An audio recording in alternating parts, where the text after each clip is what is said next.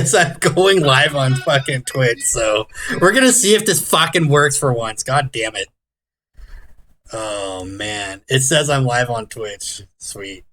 Oh shit. Oh yeah, here we go. We're fucking doing it. Hey. We're fucking doing it. We're fucking doing it, everybody! Look at us! We're doing it! Holy shit! It's been a fucking hot minute. It's about time now, isn't it? It's about fucking time. Jesus Christ. Oh, look at that.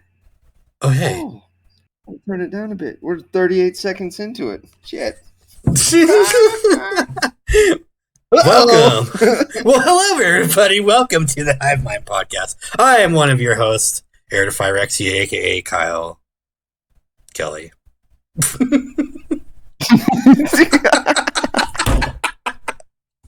Jesus. What's up, everyone? It's MTG Cranium 707, your one-stop shop for slivers. I am the Sliver King, and welcome to the Hivemind. Oh, shit. That was an introduction, bro. Good riddance. Not too bad, right? Yeah, there you go. Oh, by the way, wait, hold on. We have no sponsors, so don't worry about that little segment. Yeah, but I think that introduction deserves. Oh yes, definitely deserves a new will. Definitely deserves a new will. You know what I'm saying? Okay. No. Well, fuck. It's been a hot minute. 3 years in the making for this, right? 3 years or something like that. Right.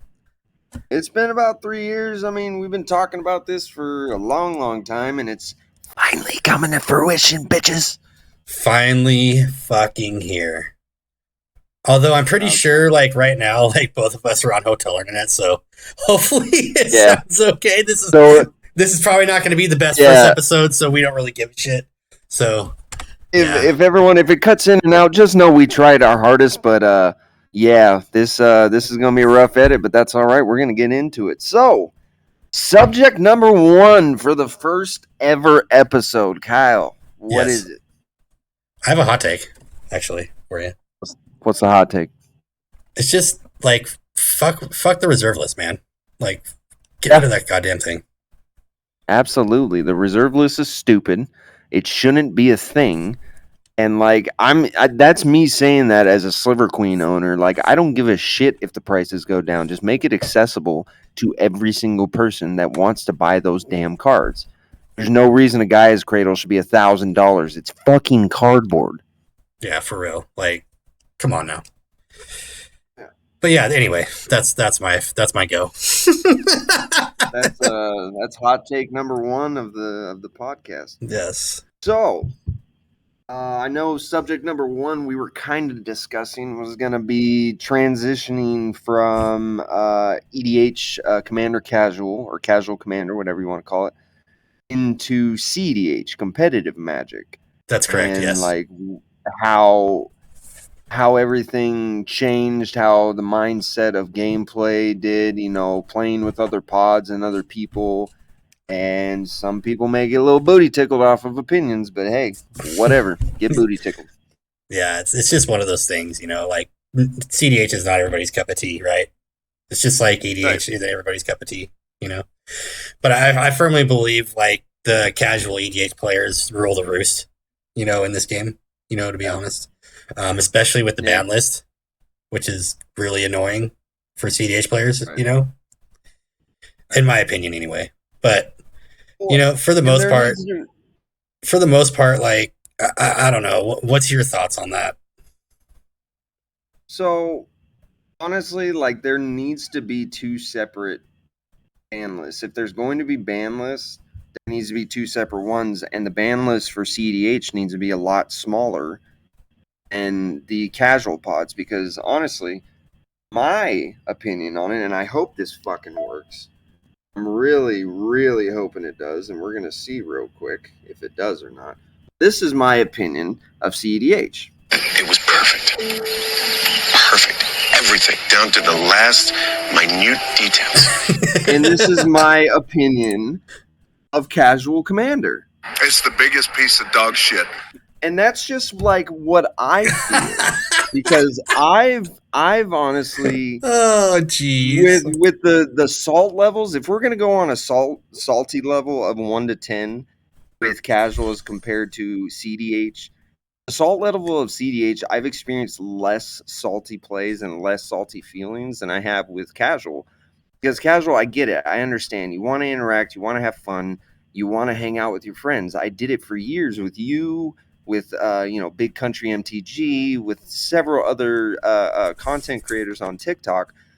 And it was fun, but then people got salty if you used like a counter spell or if you destroyed an artifact. Oh, well, I was going to win the game and you destroyed my artifact. Oh, fucking well. You didn't. Let's keep going. Right. That's the whole point of it.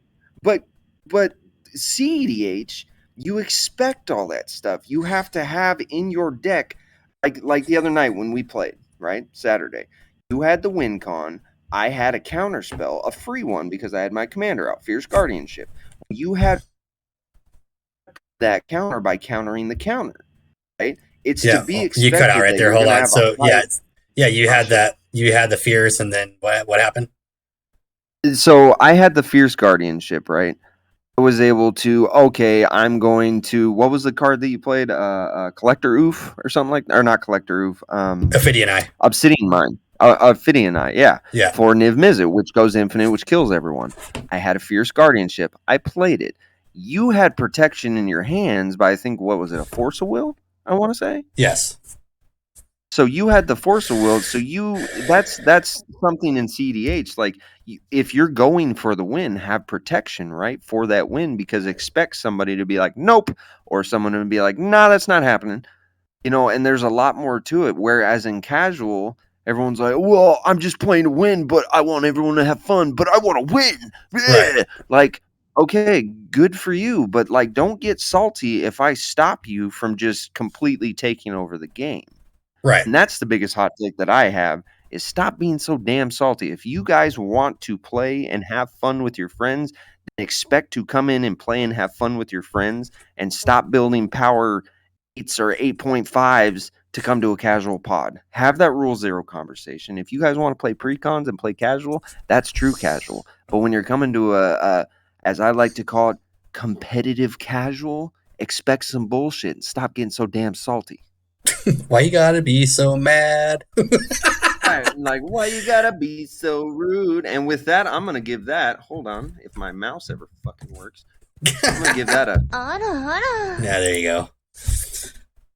Well, that's actually a pretty good take. I'm not gonna lie. Now, I don't really have anything else to add to that. I mean, I'm tired of the saltiness. So, and honestly, my transition from EDH to cEDH was really smooth, because you already knew I was playing high power for the longest time anyway. You know what I mean? Right.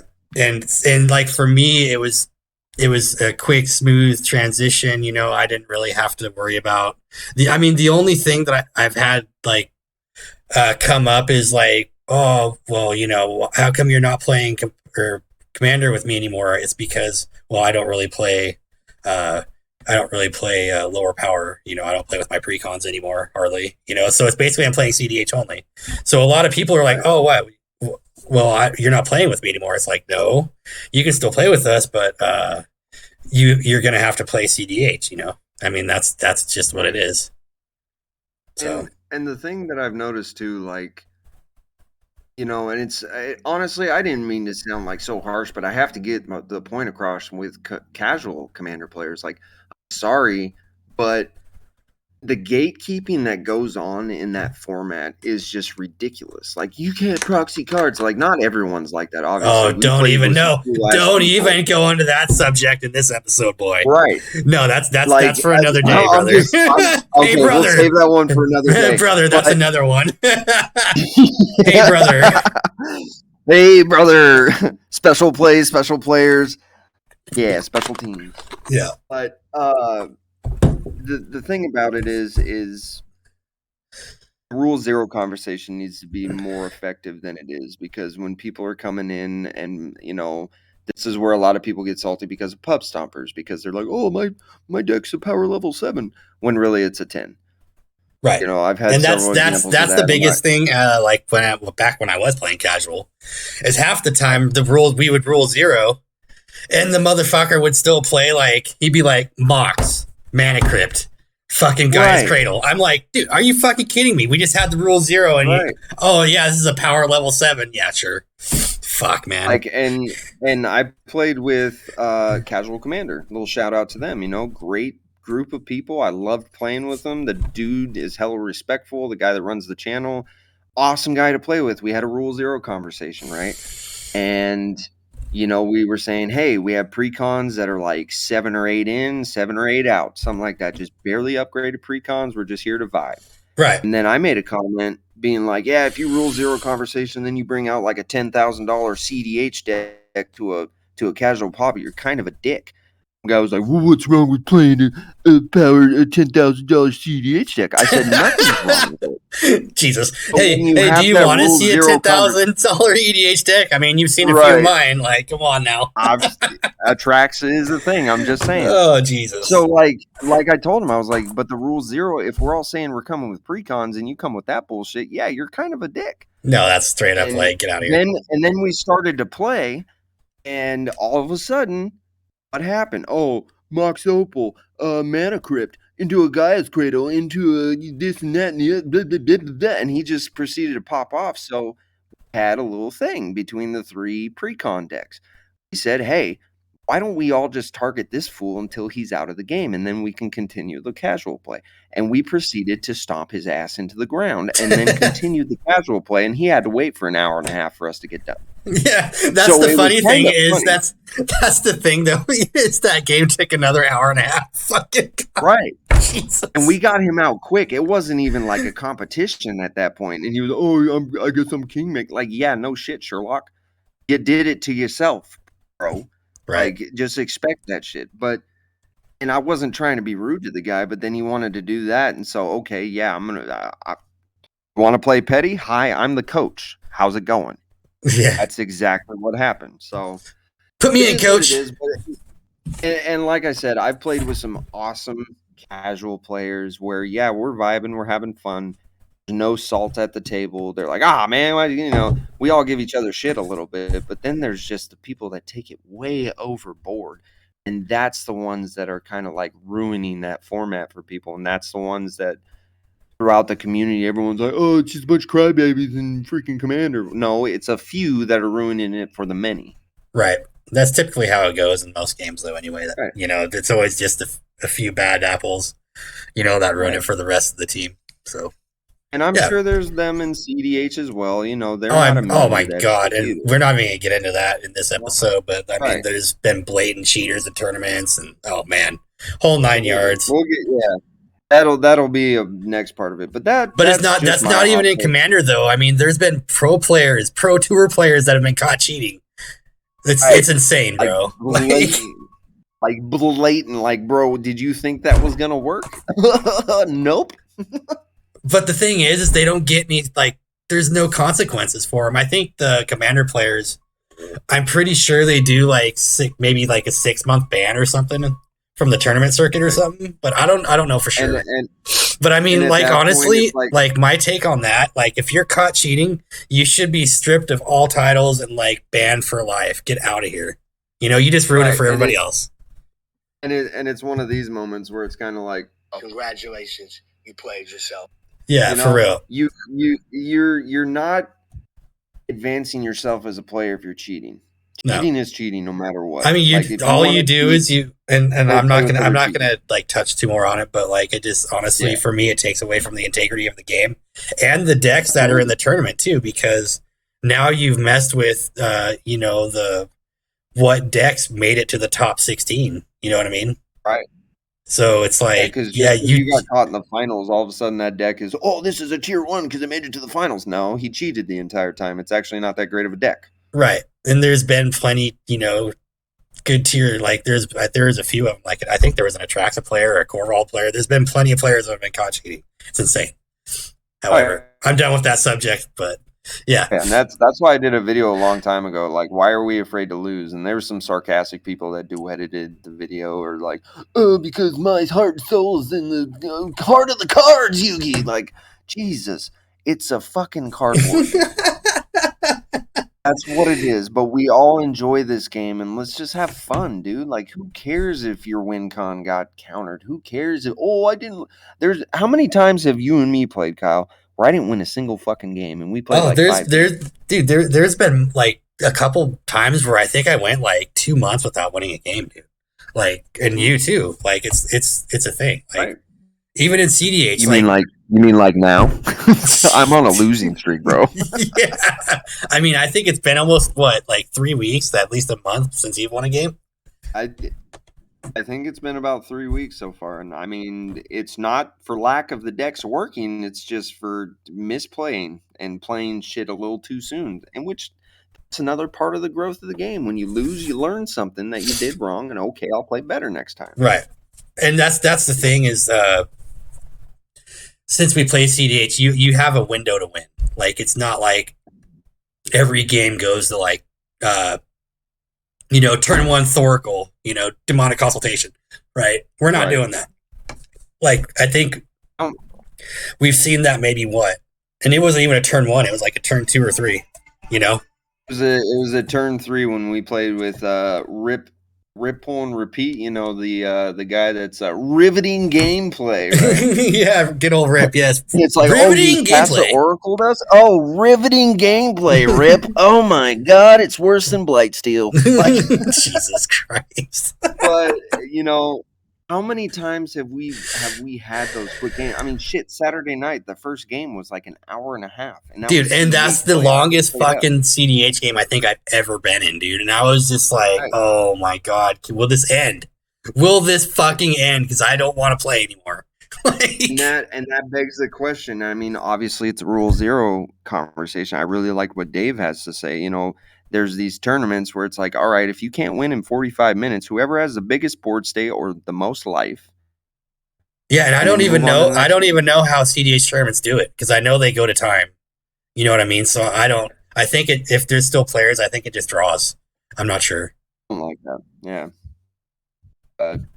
Yeah, man, but the transition from casual play to cEDH play has been rather fun, in my opinion. Like, my mindset is different building my decks. I've had a lot of help from you, and I've had a lot of help from Dave, like, especially with Atraxa and Corvold and Kinnan, what to put in there, combos to put in, and I really appreciate. Well, I mean, you have Dave's Atraxa list, and I'm pretty sure I gave you mine, even though it's not published. So, right, yeah. And that's also another thing is cEDH players are more willing to like share their deck list and be like, nah, this is kind of the optimal play, or these are the cards that help protect you in this sort of way. Like my Urza the Lord Protector, I guarantee, bro, like it straight up stacks Azorius bullshit. Yeah, it can probably hold its own now with those proxy cards that I have. Jeez, and, I can't wait to play it next with you, brother. Like straight up. Yeah, no, it's gonna be fun. But yeah.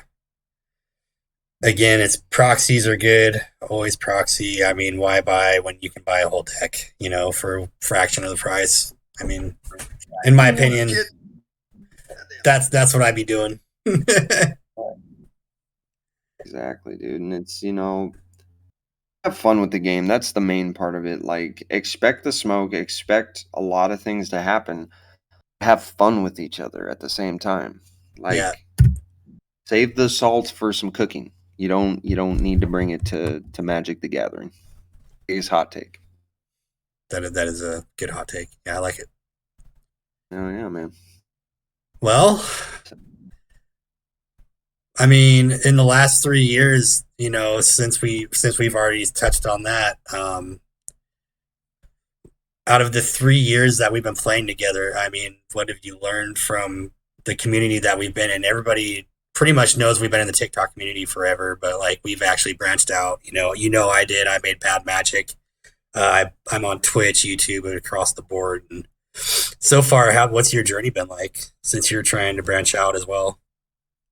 I've learned as in content creation, or just as in Magic the Gathering. Like both. Like as a going forward, like being I honestly think it's hard being a Magic content creator, to be honest, especially now on some of the platforms, Yeah, I think you really have to diversify yourself. You know what I mean? Like, really got to put, more, instead of just doing funny memes all the time, which are easy to do, right? The memes are the easiest ones to do. You got to start, replying to your commenters, which I don't like commenters. When I first started, people were like, do this one, do this one, do this one. Nope. But if you want to grow, you have to interact with your audience. And that's what I've tried to do like this entire time, is like actually have, get to know people and like talk to them in the comment section. And like, I see a lot of bigger creators, well, yeah, they'll comment back, they'll do video replies to a couple and comment back to like certain individuals.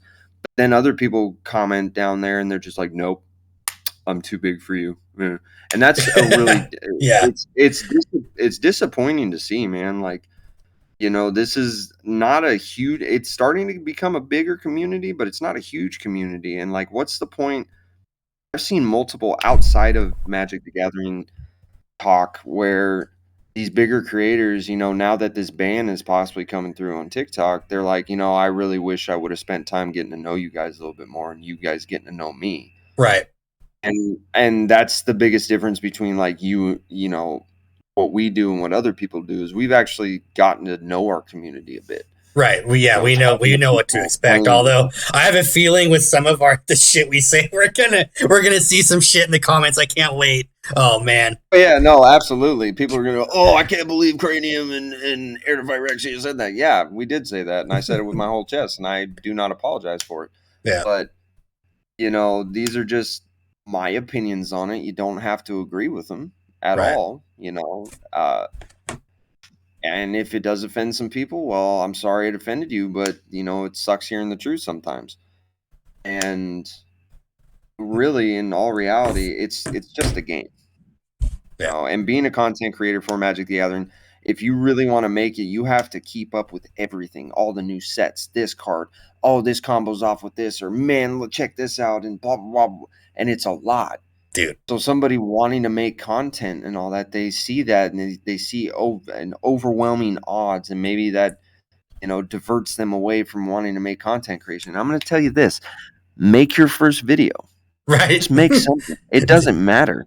Yeah, Start from the ground zero. Your video isn't going to go viral. It sucks going viral anyways. Yeah, cool. But the following account is just a number. Yeah. Numbers are numbers. And if numbers are what's going to make you happy, numbers are infinite and you'll never be happy. For real. Get your audience. Get to know them. Find something that you guys genuinely have like a common ground with. And that's better than going viral any single day of the week. Having connection with the people that follow you. And that's what social media is all about. But that's what a lot of people have forgotten about and don't see anymore. Right. And that's the thing. And that's one of the reasons why I created Bad Magic too, is so I can actually play with my following. Right. Mm-hmm. But, we have transitioned to cEDH though. But we have transitioned to cEDH, so, and it's harder for some players to actually play with us now. But I mean, build a just proxy. I mean, I don't even care if you write what the card is on a piece of paper and throw it over a land. I mean, shit, man. Come on. You don't have a printer? Go to a freaking library. If you just have some paper lying around, write the shit on there and play a whole deck like that. It does not matter. Just come to play. Have fun. I want to play against your skill, not your wallet. The skill. And also, there is in link in bio, if you guys want to check it out, the link to the cEDH league that me, you, and Dave, Dave kind of started everything. We're just helping, kind of grow it.